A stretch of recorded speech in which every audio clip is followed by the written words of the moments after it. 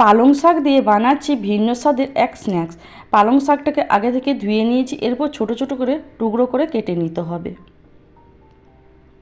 সব পালং শাকগুলো কাটা হয়ে গেছে। একটা বোলের মধ্যে পালং শাক কোচানো নিয়ে নিলাম। একটা বড় সাইজের আলু আগে থেকে গ্রেট করে রেখেছিলাম দিয়ে দিলাম।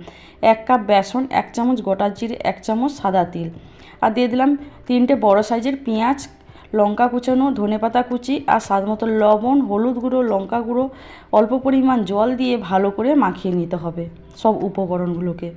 মাখানো হয়ে গেছে, এরপর আগে থেকে তেলটা কড়ার মধ্যে বসিয়ে দিয়েছিলাম। তেলটা বেশ গরম হয়ে গেছে, এরপর গোল গোল করে এইভাবে ছেড়ে দিচ্ছি তেলের মধ্যে।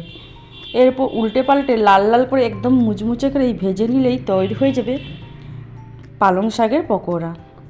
বিকেলে মুড়ি বা চায়ের সাথে তোমরা এই পালং শাকের পকোড়াটা বাড়িতে বানিয়ে খেতে পারো। সত্যি বলছি, খেতে কিন্তু অসাধারণ হয়েছে। তোমরা কিন্তু একবার হলেও বাড়িতে ট্রাই করতে পারো।